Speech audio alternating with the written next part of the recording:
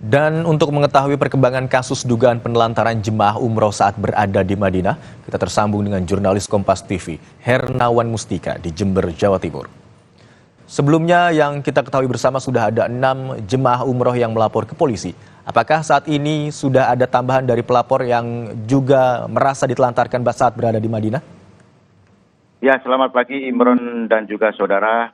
Berdasarkan data dan informasi yang kami terima di lapangan, sejauh ini masih terdapat 6 orang jemaah umroh yang melaporkan ke posko pengaduan yang dibentuk oleh Satreskrim Polres Jember.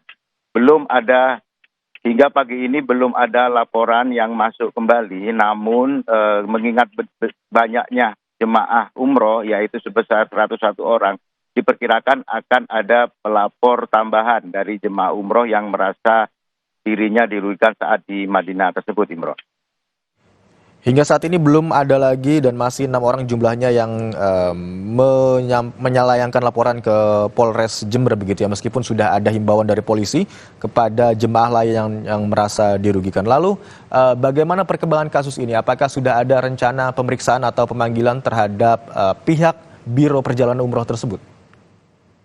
Berdasarkan keterangan dari KBU Reskrim Polres Jember, saat ini pihaknya masih menampung pelapor-pelapor yang merasa dirugikan oleh jemaah travel tersebut. Dan nantinya memang dipastikan jika ada data dan informasi yang lengkap, pihak KBU tidak menutup kemungkinan akan melakukan pemanggilan agen travel umroh tersebut, Imron.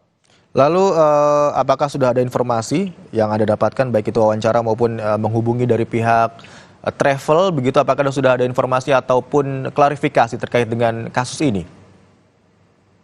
Pada waktu kedatangan kloter terakhir, rombongan terakhir dari jemaah umroh, pihak tour leader mengatakan bahwa tidak ada penelantaran, tetapi itu berbanding terbalik dengan jemaah umroh yang bisa kita wawancarai, yaitu adanya penelantaran, makan terlambat, dan juga mereka mengaku pulang ke Indonesia dengan biaya sendiri, Imron. Baik, ada 2 keterangan yang berbeda dari pihak penyelenggara ataupun penyelenggara perjalanan ibadah umroh maupun dari jamaah yang mengikuti umroh.